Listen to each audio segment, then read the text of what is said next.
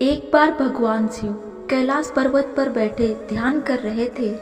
तभी माता पार्वती भगवान शिव से मिलने के लिए कैलाश में प्रवेश करती हैं। जैसे ही माता पार्वती कैलाश पर्वत पर प्रवेश कर रही होती हैं, तो उसी समय उनकी निगाह पृथ्वी लोक के स्त्री पुरुष पर पड़ती है।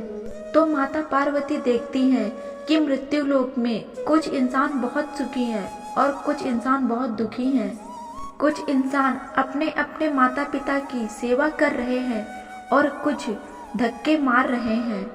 इसी तरह के विचार माता पार्वती के मन में आ रहे थे। तब तक वह कैलाश पर्वत में आ गई और महाराज शिव से प्रार्थना करने लगी और बोली, हे भगवान, मेरे मन में 3 प्रश्न उठ रहे हैं। शिव जी बोले, बोलो कौन से 3 प्रश्न हैं, हम उसका जवाब अवश्य देंगे। माता पार्वती बोली, इस दुनिया में सबसे नर्म चीज क्या है? दूसरा प्रश्न, इस दुनिया में शरबत से मीठा क्या है? तीसरा प्रश्न, इंसान को उसकी कौन सी आदत उसे अमीर और कौन सी आदत उसे गरीब बना देती है? भगवान शिव कहने लगे कि पार्वती, मैं तुम्हें एक कहानी सुनाता हूँ। इस कहानी में तुम्हें सारे जवाब मिल जाएंगे। कहानी को ध्यान से सुनना, सो मत जाना। बहुत समय पहले एक नगर में एक सौदागर रहता था। उसकी 3 बेटियां थीं और वो बहुत ही सुंदर थीं। एक बार सौदागर विदेश जाने की तैयारी कर रहा था। तभी उसने सोचा कि जब मैं वापस आऊंगा तो अपने बेटियों के लिए क्या लेकर आऊंगा। तभी उसे लगा कि मैं अपनी बेटियों से ही पूछ लूं। सौदागर अपनी बड़ी बेटी से बोला कि बेटी, तुम मुझे कितना प्यार करती हो? बड़ी बेटी बोली, पिताजी, मैं तुम्हें खुद से भी ज्यादा प्यार करती हूँ। तो सौदागर बहुत खुश हुआ और बोला कि बेटी बता, तुझे क्या चाहिए? बेटी बोली, पिताजी, मुझे एक सोने की थाली चाहिए। फिर उसने अपनी दूसरी बेटी से पूछा कि बेटी, तुम मुझसे कितना प्यार करती हो? दूसरी बेटी बोली, पिताजी, दुनिया में मैं सबसे ज्यादा तुम्हें ही प्यार करती हूँ।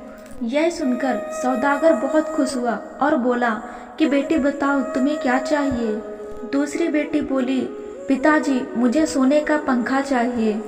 इसी तरह सौदागर ने अपनी तीसरी बेटी से पूछा कि बेटी, तुम मुझसे कितना प्यार करती हो? तीसरी बेटी ने जवाब दिया, पिताजी, मैं तुम्हें नमक के बराबर प्यार करती हूँ। यह सुनकर सौदागर तीसरी बेटी पर बहुत क्रोधित हुआ और वहाँ से चला गया।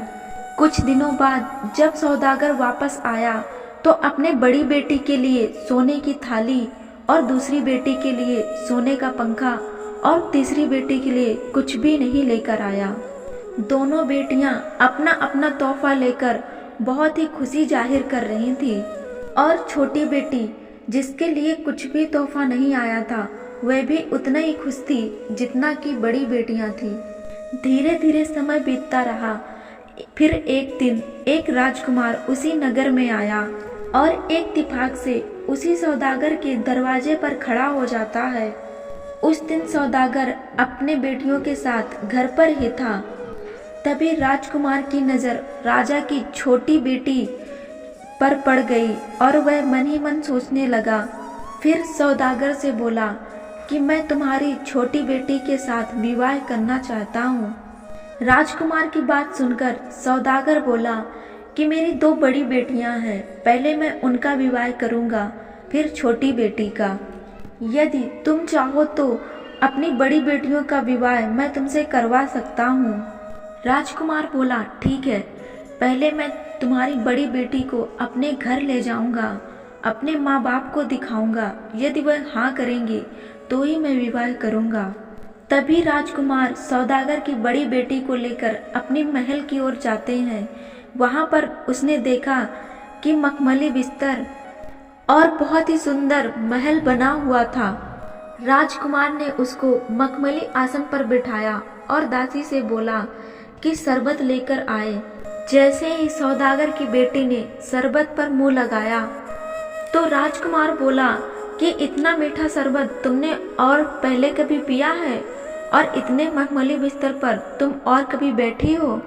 तभी शिव जी बोले कि पार्वती, यहीं पर तुम्हारे सवालों के जवाब मिलने वाले हैं, तो मेरी कहानी ध्यान से सुनना सौदागर की बेटी बोली कि नहीं, मैंने इतना स्वादिष्ट शरबत पहले कभी नहीं पिया और ना ही इतने मखमली बिस्तर पर कभी बैठी हूँ। तभी राजकुमार बोला कि इस तरह का उत्तर रानी बनने योग्य नहीं हो सकता। राजकुमार सौदागर की बड़ी बेटी को घर छोड़ आया और बोला, सौदागर, तुम्हारी बड़ी बेटी मेरी रानी बनने योग्य नहीं है। तो सौदागर बोला कि तुम मेरी दूसरी बेटी से शादी कर लो। राजकुमार ने दूसरी बेटी को भी ऐसे ही घर लिवा कर लाया और उससे भी वही सवाल किया।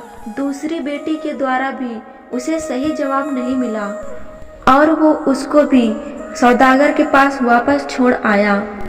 शिव जी बोले कि पार्वती, अब ध्यान से सुनना, तुम्हें तुम्हारे सवालों के जवाब मिलने वाले हैं। राजकुमार सौदागर की छोटी बेटी को महल लेकर आया और छोटी बेटी से भी वही सवाल पूछा।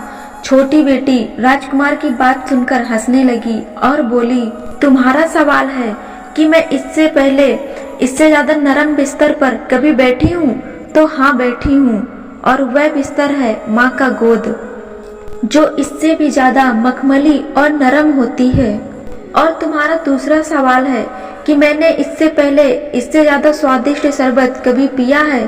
तो हाँ, पिया है, और वह है माँ का दूध, जो इस शरबत से भी कई ज्यादा मीठा और अमृत के समान है, जिसे मैंने बहुत पहले पिया था। इस तरह राजकुमार अपने सवालों का जवाब सुनकर बहुत प्रसन्न हुआ और राजा की छोटी बेटी के साथ विवाह कर लिया। विवाह के समय बहुत ही अच्छे अच्छे पकवान बनाए गए और सौदागर को भी बुलवाया।